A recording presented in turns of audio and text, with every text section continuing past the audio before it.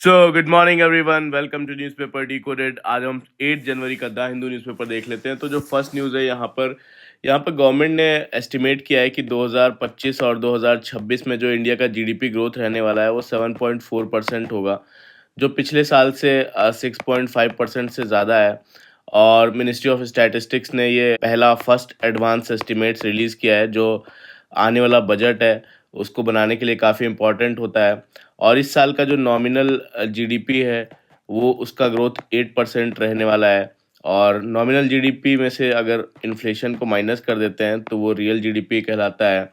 और आरबीआई ने भी कुछ सिमिलर एस्टिमेट दिए हैं कि जो जीडीपी ग्रोथ है वो 7.3% के आसपास रहेगा। और इंडिया की जो इकोनॉमी है कुछ चैलेंजेस फेस कर रही है, जैसे यूएस ने 50% इंडिया पर टैरिफ लगा रखा है, जिससे कि टेक्सटाइल, अपैरल और इंजीनियरिंग जो सेक्टर है उसको नुकसान हो रहा है। तो गवर्नमेंट ने टैक्सेस कम करने करके जो है डिमांड बढ़ाने की कोशिश की है, लेकिन जो कंज्यूमर स्पेंडिंग है उसकी ग्रोथ 7% रहने का एस्टिमेट है, जो कि लास्ट ईयर से थोड़ा सा कम ही है। और सेक्टर वाइज बात करें तो माइनिंग एंड क्वेरिंग जो है वो थोड़ा सा 0.7% कॉन्ट्रैक्ट करेगा। और सर्विसेज का जो ग्रोथ है वो 9.1% तक बढ़ सकता है। और जो फाइनेंस है, रियल एस्टेट है, पब्लिक एडमिनिस्ट्रेशन है, जो है 9.9% की ग्रोथ देख सकते हैं। तो यहाँ पर इन्वेस्टमेंट्स भी ग्रॉस फिक्स्ड कैपिटल फॉर्मेशन 7.8% की ग्रोथ रहेगी, जो पिछले साल से ज़्यादा है। फिर जो नेक्स्ट है, यहाँ पे क्या हो रहा है कि Venezuela will turn over up to 50 million of barrels of oil to US Trump. तो यहाँ पर यूएस प्रेसिडेंट डोनाल्ड ट्रम्प ने क्लेम किया है कि जो वेनेजुएला की एंटरिम गवर्नमेंट है ये क्या करेगी, 30 से 50 मिलियन बैरल ऑयल अमेरिका को देगी। तो ट्रम्प ने कहा कि ये जो ऑयल है, हाई क्वालिटी सैंक्शनड ऑयल, इसको मार्केट प्राइस पर बेचा जाएगा और जो इसका पैसा होगा वो यूएस के कंट्रोल में होगा, ताकि ये जो पैसा है वेनेजुएला और यूएस के लोगों के बेनिफिट के लिए यूज़ हो। लेकिन उन्होंने ये नहीं बताया कि वेनेजुएला को इसके बदले में जो है क्या मिलेगा। और ट्रम्प ने पहले कहा था कि यूएस अब कुछ टाइम के लिए वेनेजुएला को रन करेगा और अमेरिकन जो ऑयल कंपनीज हैं वो वापस से इन्वेस्टमेंट वहाँ पर वेनेजुएला में करेंगी। लेकिन जो वहाँ के यूएस के secretary of state Marco Rubio हैं, उन्होंने कहा कि अमेरिका वेनेजुएला को गवर्न नहीं करेगा, बल्कि सैंक्शंस और नेवल क्वारंटाइन के थ्रू प्रेशर बनाएगा वहाँ पर। और जो वेनेजुएला के इंटरिम प्रेसिडेंट हैं डेल्सी रॉड्रिग्स, इनका कहना है कि उनके देश पर कोई भी फॉरेन पावर रूल नहीं कर रही। और उनके स्टेटमेंट्स जो है कभी तो यूएस के साथ कोऑपरेटिव लगते हैं, कभी डेफिएंट लगते हैं। और ट्रम्प इंसिस्ट करते हैं कि वॉशिंगटन वेनेजुएला का इंचार्ज है और वो रॉड्रिग्स के साथ मिलकर तभी काम करेंगे जब ऑयल रिजर्व्स पर उनको यूएस को एक्सेस मिलेगा। और वेनेजुएला की लो प्रोडक्शन के चलते 50 मिलियन बैरल्स प्रोड्यूस करने में कम से कम 2 महीने लग सकते हैं, ऐसा बोल रहे हैं। फिर जो नेक्स्ट है, यहाँ पर Kerala's new language bill is unconstitutional Karnataka. तो यहाँ पे जो केरला है उसने मलयालम भाषा बिल 2025 बिल जो है पास किया है, जिसमें मलयालम को बेसिकली क्लास फर्स्ट 1 to 10 तक कंपलसरी फर्स्ट लैंग्वेज जो है बनाया गया है। और कर्नाटका ने इस पर ऑब्जेक्शन उठाया है। कर्नाटका का कहना है कि ये बिल जो कन्नड़ स्पीकिंग माइनॉरिटीज़ हैं, स्पेशली कासारगोड डिस्ट्रिक्ट के वहाँ के लोगों के राइट्स के खिलाफ हैं, जहाँ पर 70% पॉपुलेशन कन्नड़ स्पीकिंग है। और इन्होंने आर्ग्यू किया कि जो ये एक्ट है ये बेसिकली आर्टिकल 350 एंड 350 ए के हिसाब से स्टेट का जो ड्यूटी है लिंग्विस्टिक माइनॉरिटीज़ को प्रोटेक्ट करने का, एजुकेशनल राइट्स प्रोटेक्ट करने का, ये बिल उनको वायलेट करता है। और डिमांड की गई है कि कसारगोड को जो है इस एक्ट से एग्जम्प्ट किया जाए। फिर जो नेक्स्ट है, यहाँ पर क्या हो रहा है कि जो कश्मीर और हिमाचल प्रदेश के एप्पल ग्रोवर्स हैं उनमें टेंशन बढ़ गई है, क्योंकि जो न्यूजीलैंड के साथ recently free trade agreement sign हुआ उसके बाद जो न्यूजीलैंड से एप्पल्स इंपोर्ट होंगे इंडिया में, उस पे जो इंपोर्ट ड्यूटी है 50% से घटाकर 25% कर दी गई है। और इससे क्या होगा कि चीप इंपोर्टेड एप्पल्स जो है वो इंडियन मार्केट में आएंगे और ऑफ सीज़न में कोल्ड स्टोरेज मार्केट में रखे जाएंगे। बेसिकली बोलते हैं कि फार्मर्स और ट्रेडर्स का कहना है कि उन्होंने कोल्ड स्टोरेज जो इंफ्रास्ट्रक्चर है उसमें हैवी इन्वेस्टमेंट किया है फार्मर्स और ट्रेडर्स ने, लेकिन लो प्राइस इंपोर्टेड एप्पल्स आने से ये सिस्टम इकोनॉमिकली अनवाइबल हो जाएगा। और सबसे ज़्यादा जो रिस्क है वो गाला वैरायटी का के जो एप्पल्स हैं, क्योंकि न्यूजीलैंड में इसकी प्रोडक्टिविटी 8 to 9 टाइम्स ज़्यादा है और कॉस्ट भी कम है, तो यहाँ सस्ते दाम में बिकेगा। तो यहाँ के जो फार्मर्स हैं उनको कम दाम में बेचना पड़ेगा। जो यहाँ पे फैमिलीज़ हैं, लगभग 15 लाख फैमिलीज़ इस पे डिपेंड करती हैं कश्मीर में, और हिमाचल में 1.5 लाख फैमिलीज़ एप्पल ट्रेड पर डिपेंड करती हैं। इसलिए ग्रोवर्स जो है, एप्पल ग्रोवर्स फ़ियर कर रहे हैं कि ये डील जो है प्राइस स्टेबिलिटी को तोड़ देगा और फार्मर्स को डिस्ट्रेस सेल में ढकेल सकता है। फिर जो नेक्स्ट है यहाँ पे, ISRO set to launch earth observation satellite on 12 जनवरी। तो यहाँ पे इसरो जो है 12 जनवरी को अर्थ ऑब्जर्वेशन सैटेलाइट N1 लॉन्च करेगा। किस लॉन्च व्हीकल से? PSLV C62 से। तो ये जो सैटेलाइट है स्ट्रैटेजिक पर्पस और अर्थ ऑब्जर्वेशन के लिए बनाया गया है, और ये इसरो का 2026 का पहला लॉन्च होगा। और यहाँ पर जो इसरो है उसने पहले कुछ दिन पहले यूएस का blue bird block 2 satellite launch vehicle mark 3 से लॉन्च करने के बाद ये मिशन है। और इस मिशन का इम्पोर्टेंस इसलिए भी क्योंकि जो PSLV है पिछले लॉन्च में उसमें ग्लिच आ गया था, और मई 2025 में जो PSLV C61 है उसके मिशन में थर्ड स्टेज में कुछ इशू के कारण जो है मिशन फेल हो गया था।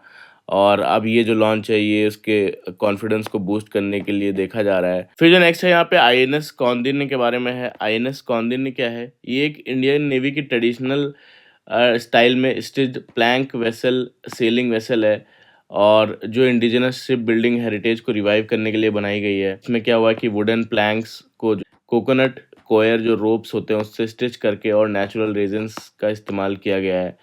तो ये एक पुरानी इंडियन ओशियन मैरीटाइम टेक्निक है, और इसका नाम INSV कौंडिन्य का नाम बेसिकली लेजेंडरी मैरिनर कौंडिन्य के नाम पर रखा गया है, जो कि हिस्टोरिकल टाइम्स में इंडिया से साउथ ईस्ट एशिया तक उन्होंने सेलिंग की थी। और अभी क्या है, ये शिप बेसिकली 29 दिसंबर को पोरबंदर से ओमान के लिए रवाना हुआ है।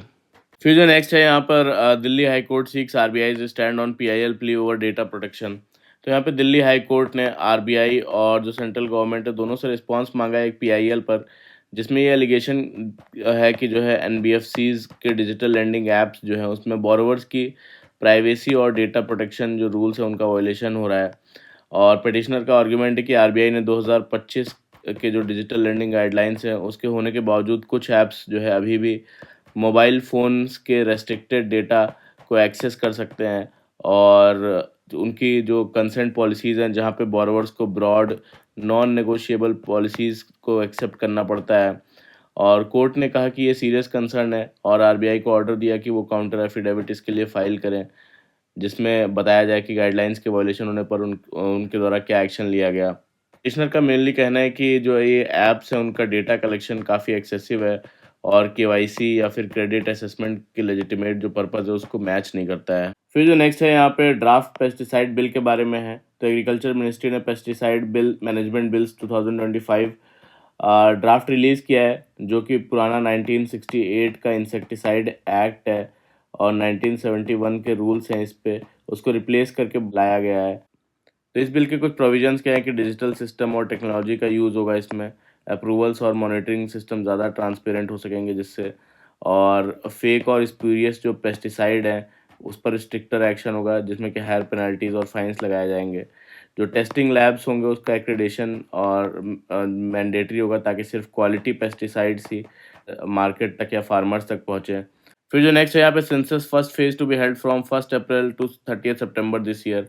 तो सेंसस 2027 का जो फर्स्ट फेज़ है जिसमें कि हाउस लिस्टिंग ऑपरेशंस, इसको 1 अप्रैल से 30 सितंबर में सारे स्टेट्स और यूनियन टेरेटरीज में कंडक्ट किया जाएगा, और ये इंडिया का फर्स्ट डिजिटल सेंसस होगा, और इंडिपेंडेंट इंडिया में पहली बार इसमें कास्ट इन्यूमरेशन भी इंक्लूड किया जाएगा, जो सेकंड फेज़ में होगा, बेसिकली फरवरी 2027 में स्टार्ट होगा। और इसके लिए जो प्री टेस्ट है नवंबर 2025 में ऑलरेडी स्टार्ट हो गया था, जिसमें घर से रिलेटेड हाउस से रिलेटेड 35 जो क्वेश्चंस हैं पूछे गए थे, जैसे कि हाउसिंग टाइप क्या है, वाटर सोर्स क्या है, फ्यूल, मैरिड अनमैरिड, ये सब चीज़ें पूछी गई थी। फिर जो नेक्स्ट है यहाँ पे, norms issued to compound minor drug violations.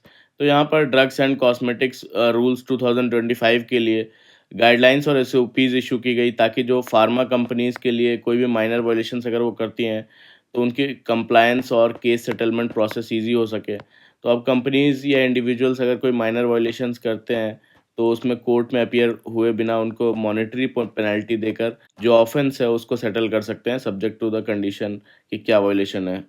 फिर जो नेक्स्ट है यहाँ पे टॉप कोर्ट से presence of stray dog in public institution poses danger. तो यहाँ पे सुप्रीम कोर्ट ने ऑब्जर्व किया है कि जो पब्लिक इंस्टीट्यूशंस में स्ट्रे डॉग्स की प्रेजेंस डेंजरस हो सकती है, क्योंकि रीसेंट डॉग बाइट इंसिडेंट्स बढ़े हैं। और कोर्ट ने कहा कि जो स्कूल्स हैं, कोर्ट्स हैं, जो हाई फुटफॉल एरियाज़ हैं, वो डॉग फ्री होने चाहिए। लेकिन जो सीनियर एडवोकेट कपिल सिब्बल हैं, उन्होंने आर्ग्यू किया कि जो एन मास रिमूवल है, यानी कि सारे डॉग्स एक साथ हटा देना, वो रिमूवल साइंटिफिक अप्रोच नहीं है, बल्कि सॉल्यूशन क्या है, सॉल्यूशन है sterilisation, vaccination and population control, ना कि ब्लैंकेट कैप्चर। फिर जो नेक्स्ट है यहाँ पे India's progress on it's climate targets. तो यहाँ पर बोलते हैं कि आर्टिकल बताता है कि जो अरावली जजमेंट है, जिसमें कि बोला गया था कि ये 100 मीटर से ऊपर वाले जितने भी हिल्स हैं, उनको अरावलीज रेंज के अंडर प्रोटेक्शन, लीगल प्रोटेक्शन मिलेगा, और 100 मीटर से नीचे वालों को माना जा रहा था कि वो लीगल प्रोटेक्शन से बाहर हो जा रहे हैं। तो आर्टिकल ये बताता है कि अरावली जजमेंट के कॉन्टेक्स्ट में इंडिया के जो क्लाइमेट कमिटमेंट्स हैं दोबारा इवेलुएट करना ज़रूरी है। जो पेरिस समिट 2015 में इंडिया ने कमिटमेंट्स दिया था कि एमिशन इंटेंसिटी जो है वो 33 to 35% कम करेगा बाय 2030। 2005 के कंपैरिजन में नॉन फॉसिल्स पावर, जो पावर कैपेसिटी है उसको 40% तक बढ़ाना, और जो 175 गीगावाट तक रिन्यूएबल एनर्जी का गोल है। और फिर फॉरेस्ट के through 2.5 to 3 billion turns carbon dioxide का सिक्वेस्ट्रेशन करना। तो ये सब टारगेट्स थे। तो यहाँ पर जो एमिशन इंटेंसिटी का टारगेट है, ये बोलते हैं कि टारगेट अचीव हुआ है, लेकिन एमिशन स्टिल हाई हैं। बोलते हैं कि 2005 के बेस से एमिशन इंटेंसिटी लगभग 36% गिर चुकी है 2030 तक, और टारगेट था 33 to 35% गिराना। तो बोलते हैं ये पॉसिबल क्यों हो पाया? एक तो नॉन फॉसिल कैपेसिटी वो बढ़ी है हमारी, और दूसरा जो इकोनॉमी है वो सर्विस और डिजिटल सेक्टर की तरफ शिफ्ट हुआ है। और जो स्कीम्स है जैसे कि परफॉर्म एंड ट्रेड और उजाला स्कीम्स, इन सब की वजह से भी मेजरेबल एनर्जी सेविंग्स हुई हैं। तो एक्चुअल में हुआ क्या है कि बोलते हैं कि 2020 में लगभग इंडिया ने 2959 million turns green house gas emit की, और आज भी टोटल जो एमिशंस हैं वो कम नहीं हुए हैं, बस जो ग्रोथ के हिसाब से वो स्लो हुए हैं। मतलब एमिशंस का नंबर अभी भी बढ़ा है। और तो यहाँ पर जो इंडस्ट्री जो इस चीज़ को कंट्रीब्यूट कर रही हैं, जहाँ पे एमिशन बढ़ रहे हैं, वो है सीमेंट, स्टील और ट्रांसपोर्ट। तो यहाँ पे जो बोलते हैं कि रिन्यूएबल्स वर्सेस कोल की बात करते हैं, कि रिन्यूएबल्स की कैपेसिटी जो है भले ही रिन्यूएबल्स की 50% से ज़्यादा हो, पर एक्चुअल जो इलेक्ट्रिसिटी जनरेशन है वो 70% जो है वो कोल से होता है। क्योंकि जो सोलर है और विंड है वो काफ़ी इंटरमिटेंट है, और कभी है कभी नहीं है, और स्टोरेज सिस्टम कम है, ग्रिड और लैंड अप्रूवल डिले हो जाते हैं इन सब के लिए। तो इंडिया को अर्जेंटली चाहिए, एक तो बैटरी स्टोरेज होना चाहिए, बैटरी स्टोरेज, स्ट्रॉन्गर ग्रिड होनी चाहिए, और पॉलिसी का एग्जीक्यूशन फास्टर होना चाहिए। फिर यहाँ पे बोलते हैं फॉरेस्ट कार्बन टारगेट्स के बारे में। पेपर में बोलते हैं फॉरेस्ट कार्बन टारगेट्स अचीव्ड हैं। रियलिटी में क्या है कि फॉरेस्ट कार्बन स्टॉक डेटा दिखाता है कि टारगेट ऑलमोस्ट अचीव हो जाएगा, पर इशू ये है कि जो फॉरेस्ट डेफिनेशन है वो फ्लेक्सिबल है, जिसमें plantations, road side trees, eucalyptus भी जो है फॉरेस्ट कवर में काउंट कर लिए जाते हैं। फिर यहाँ पे बोलते हैं कि नंबर्स तो ये सारे अच्छे दिखते हैं, लेकिन रियलिटी काफ़ी मिक्स्ड है, जिसमें कि एमिशन इंटेंसिटी अभी भी काफ़ी हाई है, और जो कोल है वो अभी भी 70% इलेक्ट्रिसिटी जनरेशन का बैकबोन बना हुआ है, और जो फॉरेस्ट है वो पेपर बेस्ड अप्रोच पर जो है वो मैनेज किया जा रहा है। तो यहाँ पे रोड अहेड बताते हैं कि हम आगे क्या करना होगा इंडिया को, कि हमारी जो स्टोरेज और बैटरी सिस्टम है उसको फास्ट डेवलप करना होगा। तो रिन्यूएबल एनर्जी हमारे पास है, पर स्टोरेज बहुत कम है, और इसमें बहुत ज़्यादा गैप है, लगभग 336 का गीगावाट आवर्स का गैप है। तो स्टोरेज बढ़ेगा तभी सोलर और विंड एनर्जी रिलायबल भी हो पाएंगे। सेकंड बोलते हैं कोल से धीरे धीरे ट्रांजिशन का रोड मैप बनाना होगा, यानी कोल अभी भी बैकबोन बना हुआ है, 70% इलेक्ट्रिसिटी जनरेशन कोल से होता है, और फ्यूचर के लिए क्लियर प्लान और टाइमलाइन इसके लिए चाहिए ट्रांजिशन के लिए। थर्ड बोलते हैं कि फॉरेस्ट गवर्नेंस इंप्रूव होनी चाहिए, सिर्फ पेपर बेस्ड प्लांटेशन नहीं, बल्कि रियल जो बायोडाइवर्सिटी और नेचुरल फॉरेस्ट रिस्टोर करना होगा। और फिफ्थ बोलते हैं यहाँ पर बेटर कोऑर्डिनेशन एंड एग्जीक्यूशन, यानी कि जो लैंड एक्विजिशन है, ग्रिड कनेक्टिविटी है, पॉलिसी डिलेज है, इनको फिक्स करना होगा, और सेंटर और स्टेट का कोऑर्डिनेशन स्ट्रॉन्ग करना होगा। फिर जो फिफ्थ बोलते हैं कि डेटा ट्रांसपेरेंसी हमें बढ़ानी होगी, यानी कि हर जो सेक्टर है उसका रियल प्रोग्रेस ओपन और ट्रैकेबल बनाना होगा। सिर्फ हेडलाइंस टारगेट नहीं करनी है, ग्राउंड रियलिटी मेजर करनी होगी। तो ओवरऑल इंडिया को नेक्स्ट 5 साल में ये काम प्रायोरिटी पर करना होगा। तो स्टोरेज बढ़ाओ, जो कोल का ट्रांजिशन करो, फॉरेस्ट को जेन्युइनली रिस्टोर करें, और एग्जीक्यूशन और डेटा मॉनिटरिंग इंप्रूव करनी होगी, तभी रियल एमिशन रिडक्शन होगा। फिर जो नेक्स्ट है यहाँ पे नेट ग्रिड के बारे में है article, the search engine of digital authoritarianism. तो यहाँ पे बोलते हैं कि 2008 का जो मुंबई टेरर अटैक हुआ, उसमें 160 से ज़्यादा जाने गई, और इस वक्त जो मीडिया है उसने यहाँ पर मेजर इंटेलिजेंस फेलियर बार बार हाईलाइट किया, क्योंकि अथॉरिटीज़ जो थी वो स्कैटर्ड थी, और जो इंटेलिजेंस इनपुट्स हैं वो टाइमली कनेक्ट नहीं हो पाए। तो जो आरोपी था डेविड हेडले, उसके ट्रैवल रिकॉर्ड्स, होटल्स, वीज़ाज, सब डेटा अवेलेबल था, पर इंटीग्रेटेड डेटा या इंटीग्रेटेड एनालिसिस ना होने की वजह से ऐसा ये अटैक हो पाया। और इसी साइकोलॉजिकल जो शॉक है उससे नेटग्रिड का आइडिया निकला। तो नेटग्रिड क्या है? नेटग्रिड बेसिकली एक सेंट्रल डेटा इंटीग्रेशन प्लेटफॉर्म है। जो ये डेटा हम इंटीग्रेट नहीं कर पाए थे, उसी को सॉल्यूशन में निकला ये। तो ये क्या करता है कि जो 11 सेंट्रल एजेंसीज़ हैं या इन्वेस्टिगेटिंग एजेंसीज़ हैं, उनको डेटा का एक्सेस देता है कि 21 कैटेगरीज़ में डेटा का एक्सेस देता है, जो कि डेटा किस-किस चीज़ का होता है, आइडेंटिटी से रिलेटेड होता है, कहाँ-कहाँ कोई ट्रैवल कर रहा है, टेलीकॉम से रिलेटेड, बैंकिंग, एसेट्स, इन सब से रिलेटेड कई सारे डेटा होते हैं। और काफ़ी सालों तक जो है ये बेसिकली इनएक्टिव रहा। अब ये जो है एक्टिवली फंक्शन कर रहा है, और इसका रैपिड एक्सपेंशन हो रहा है नेटग्रिड का। तो इसमें क्या है कि 2025 में लगभग 45,000 क्वेरीज पर मंथ जनरेट हो रही हैं जिसमें, और एक्सेस सिर्फ सेंट्रल एजेंसीज तक लिमिटेड नहीं है, बल्कि स्टेट पुलिस और एसपी रैंक ऑफिसर्स तक भी एक्सटेंड किया गया है इसको। तो यहाँ पर बोलते हैं कि जो नेट ग्रिड है, इसको नेशनल पॉपुलेशन रजिस्टर से लिंक करना एक पैराडिगम शिफ्ट हो सकता है। और अब क्या है कि सिस्टम इवेंट्स सिर्फ ट्रैक नहीं करता है, बल्कि पूरी पॉपुलेशन को मैप करता है। और ये मूव बोलते हैं कि जो नेशनल रजिस्टर ऑफ सिटीज़न की डिबेट है, उसके कॉन्टेक्स्ट में और भी सेंसिटिव हो जाता है।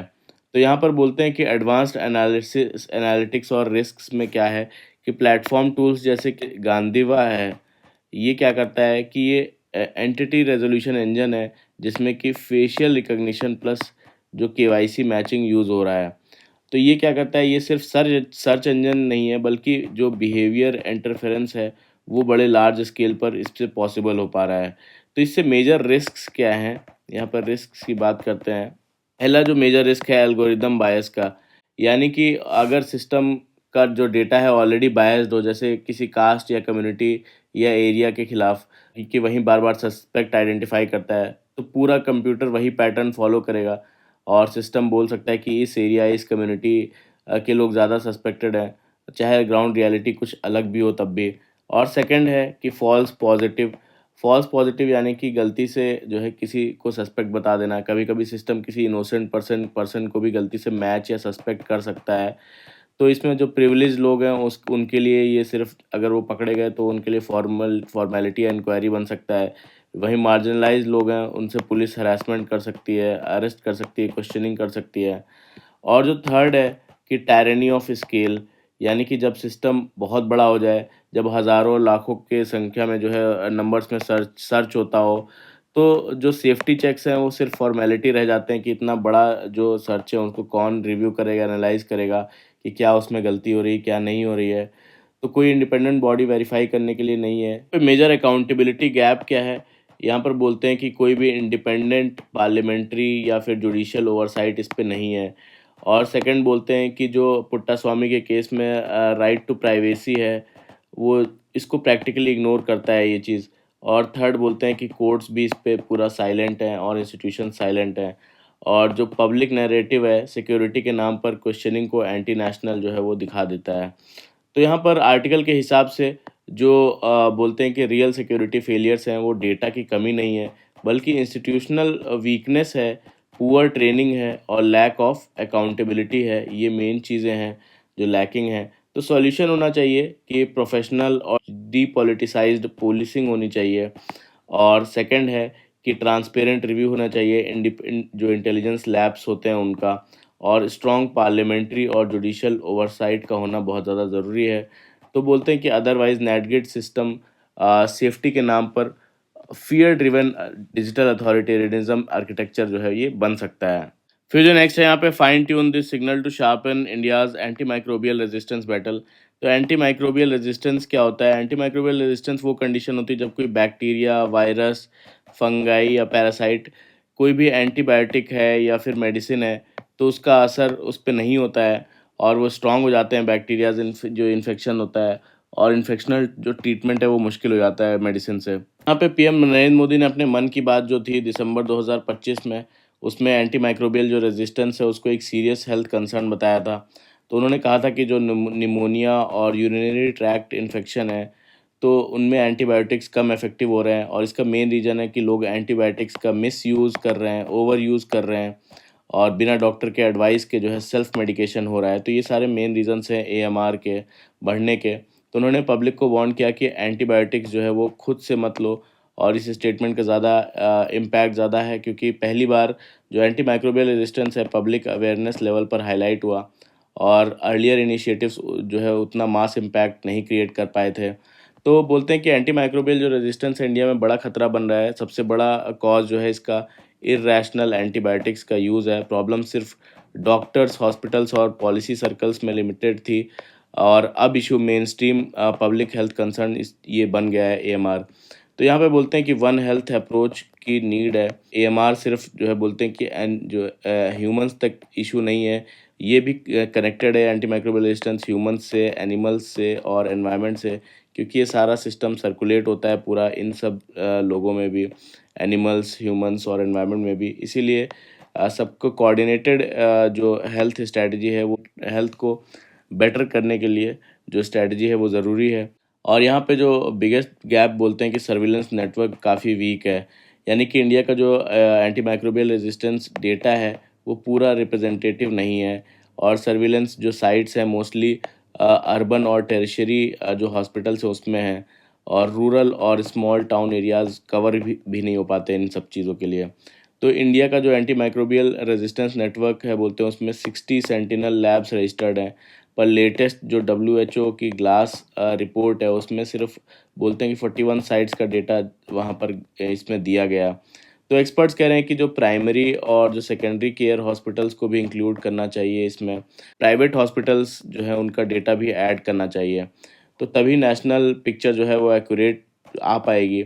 और बोलते हैं कि और यहाँ पर बोलते हैं कि इंडिया को और क्या करना होगा। यहाँ पे बोलते हैं कि इंडिया को पब्लिक अवेयरनेस, जैसे कि मोदी जी ने मन की बात में इन्होंने रेज किया, ये हेल्प किया, तो पब्लिक अवेयरनेस क्रिएट करना होगा, सर्विलेंस का एक्सपेंशन करना होगा, ये सबसे अर्जेंट है। और फिर इन जो इन्फेक्शन है उसका प्रिवेंशन करना, रैशनल एंटीबायोटिक्स का यूज़ करना और इन्वेस्टमेंट करना डायग्नोस्टिक्स और वैक्सीन्स में। तो अवेयरनेस के साथ साथ बोलते हैं मॉनिटरिंग, फंडिंग, एनफोर्समेंट और पॉलिटिकल विल भी बहुत ज़्यादा ज़रूरी है। तो मोदी जी का जो मैसेज है एंटी माइक्रोबियल रेजिस्टेंस अवेयरनेस को बूस्ट करेगा, लेकिन इंडिया को urgently bigger bigger surveillance network, rural private hospitalization का डेटा इंक्लूजन और वन हेल्थ अप्रोच की ज़्यादा ज़रूरत है। Election commission mandate is to ensure no Indian is disenfranchised. तो यहाँ पे इलेक्शन कमीशन ने सुप्रीम कोर्ट को बताया है कि उनका कॉन्स्टिट्यूशनल ड्यूटी है कि वो वोटर लिस्ट में सिर्फ इंडियन सिटीजन से शामिल हो और एक भी फॉरेनर वोटर लिस्ट में नहीं होना चाहिए। इलेक्शन कमीशन ने ये बात अपनी जो स्पेशल इंटेंसिव रिवीजन एक्सरसाइज को जस्टिफाई करते हुए कही है, जिसमें रिपोर्टेडली जो मिलियंस ऑफ वोटर्स के नेम डिलीट किए गए हैं अलग अलग स्टेट्स में।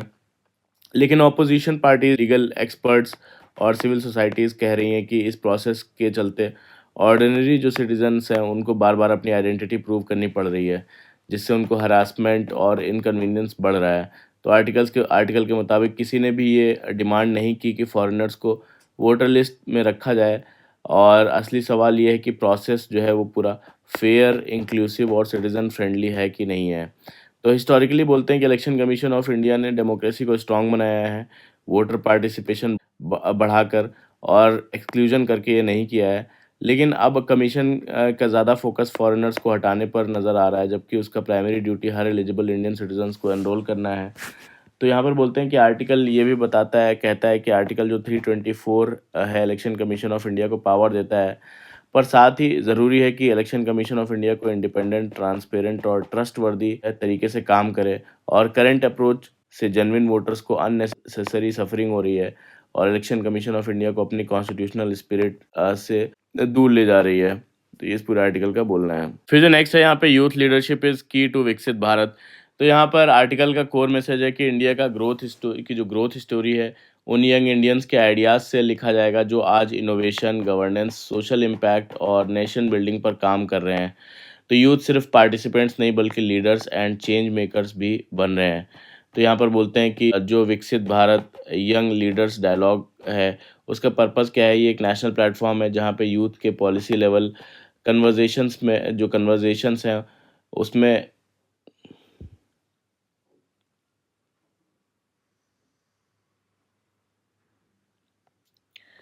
तो यहाँ पर बोलते हैं कि जो विकसित भारत यंग लीडर्स डायलॉग है, उसका पर्पस क्या है? ये एक नेशनल प्लेटफॉर्म है जहाँ पर पॉलिसी लेवल कन्वर्जेशंस होते हैं यूथ्स के, और उसमें उनको वॉइस मिलती है। तो इसका एम ये है कि यंग माइंड्स के आइडियाज़ शेयर करने में क्रेडिबल फोरम होता है ये, और उनके सॉल्यूशंस को नेशन बिल्डिंग में इंटीग्रेट किया जाता है।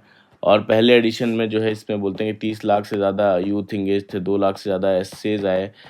तो ऑथर कहते हैं कि जब यूथ को ट्रस्ट और स्पेस मिलता है, वो सिर्फ पार्टिसिपेट नहीं करते, वो लीड भी करते हैं, चाहे रूरल इनिशिएटिव हो, स्टार्टअप्स हो या सोशल इनोवेशन हो। तो यहाँ पर बोलते हैं कि जो सेकेंड एडिशन है उसमें 50 लाख से ज़्यादा यूथ्स विकसित भारत में शामिल होंगे। ये बेसिकली 9 जनवरी से 12 जनवरी तक होगा। और थीम्स जैसे कि design for Bharat and technology for विकसित भारत, ये सब रहेंगी थीम्स। इंडियन डायस्पोरा जो है यूथ भी इंक्लूडेड होगा, और जो बाहर से है, अब्रॉड रह रहा है, नेशनल और ग्लोबल एक्सपर्ट्स के साथ इंगेजमेंट भी किया जाएगा इसमें। तो 12 जनवरी को नेशनल यूथ डे भी है, 12 जनवरी को, और पीएम मोदी यूथ के साथ डायरेक्ट इंटरेक्शन करेंगे यहाँ पर। तो यहाँ पर बोलते हैं कि जो ये है विकसित भारत, यहाँ पर बोलते हैं कि जो विकसित भारत यंग लीडर्स डायलॉग है, ये सिर्फ यूथ लेड मूवमेंट नहीं है, बल्कि इंडिया का फ्यूचर उन्हीं के हाथ में है जो लीड करने का कॉन्फिडेंस रखते हैं और नेशन सर्विस के कमिटमेंट के साथ काम करते हैं। फिर जो नेक्स्ट है यहाँ पे, India should boost silver processing. तो यहाँ पर क्या बोला जा रहा है कि सिल्वर एक सिर्फ ज्वेलरी या प्रीशियस मेटल नहीं है, बल्कि ये इंडस्ट्री और एनर्जी ट्रांजिशन के लिए भी काफ़ी इंपॉर्टेंट रॉ मटेरियल है, जैसे कि इलेक्ट्रिक व्हीकल, सोलर और इलेक्ट्रॉनिक्स के लिए। तो यहाँ पर बोलते हैं कि इंडिया को सिल्वर के लिए क्या करना चाहिए कि हमें अपने जो ओवरसीज़ माइनिंग सप्लाई है उसको सिक्योर करना चाहिए, जो डोमेस्टिक जो रिफाइनिंग और रिसाइकलिंग कैपेसिटी है उसको बढ़ाना चाहिए, और जो हमारे इंपोर्ट करने के सोर्सेज हैं उसको डाइवर्सिफाई करना चाहिए। फोर्थ बोलते हैं कि इंपोर्टेड जो फिनिश्ड सिल्वर है उस पर डिपेंडेंस हमें कम करनी चाहिए। तो यहाँ पर बोलते हैं कि चाइना जो है वो सिल्वर प्रोसेसिंग में वर्ल्ड लीडर है, और प्रोसेसिंग का मेजर कंट्रोल चाइना के पास है। और इंडिया की सिचुएशन की बात करें तो इंडिया ने लगभग $6.4 बिलियन का रिफाइंड सिल्वर इंपोर्ट किया है। ये ग्लोबल जितना भी ट्रेड होता है उसका 21.4% शेयर है। मतलब इंडिया रेडीमेड सिल्वर इंपोर्ट करता है, प्रोसेसिंग ज़्यादातर बाहर होती है। तो इंडिया को प्रोसेसिंग जो हब्स हैं वो बनाना चाहिए, सिर्फ इंपोर्ट नहीं करना चाहिए। फिर जो नेक्स्ट है यहाँ पे, white house says Trump actively discussing purchase of Greenland. तो यूएस प्रेसिडेंट डोनाल्ड ट्रम्प ने कहा कि वो और उनकी नेशनल सिक्योरिटी टीम ग्रीनलैंड को खरीदने का जो आइडिया है वो एक्टिवली डिस्कस कर रहे हैं। तो व्हाइट हाउस ने बोला कि ट्रम्प डिप्लोमेसी को प्रेफर करते हैं, लेकिन मिलिट्री ऑप्शंस भी रूल आउट नहीं किया जा सकता, क्योंकि उनके हिसाब से जो ग्रीनलैंड लेना यूएस की नेशनल सिक्योरिटी और आर्कटिक में रशिया और चाइना को डेटर करने के लिए ज़रूरी है। तो इसके बाद डेनमार्क और यूरोप लीडर्स ने इस प्रपोज़ल को जो कंडेम किया, ये कहकर कि ग्रीनलैंड अपने लोगों का है और ये हमारा है। और यूएस सेक्रेटरी जो है मार्क रूबियो डेनमार्क से टॉक करने वाले हैं इस चीज़ के लिए। फिर यहाँ क्या है, US seizes Russia's linked oil tanker in North Atlantic. तो यूएस ने अपने एग्रेसिव फॉरेन पॉलिसी के तहत नॉर्थ अटलांटिक में Russian linked oil tanker seize कर लिया है, और जो एलिजली जो है ये शिप वेनेजुएला, रशिया और ईरान के लिए सैंक्शनड ऑयल को ट्रांसपोर्ट कर रहा था। तो ये टैंकर पहले वेनेजुएला के कोस्ट के आसपास यूएस जो बोर्डिंग है अटेम्प्ट से बच गया था। तो ये टैंकर रशियन नेवी के स्कॉट में था, फिर भी यूएस ने कोर्ट वारंट के बेसिस पे इसे सीज कर लिया। रशिया ने इस एक्शन को इलीगल और फ्रीडम ऑफ नेविगेशन के अगेंस्ट बताया। तो यूएस ने कहा कि टैंकर ने अपनी आइडेंटिटी बदली और फ्लैग को रिपेंट किया और स्टेटलेस वेसल जैसा एक्ट किया। अभी क्या है कि जो रशियन क्रू है उसको यूएस में प्रोसिक्यूशन के लिए ले जाया जा सकता है। तो ये था पूरा आज का हमारा द हिंदू का न्यूज़ डिस्कशन। तो आप लोगों से एक रिक्वेस्ट है, आप लोग मेरा वीडियो देखते तो हैं पर लाइक नहीं करते, कमेंट नहीं करते और सब्सक्राइब नहीं करते, तो प्लीज़ लाइक करिएगा, कमेंट करिएगा, सब्सक्राइब भी कर लीजिएगा और अपने दोस्तों के साथ शेयर भी ज़रूर करिएगा। Thank you very much for the discussion.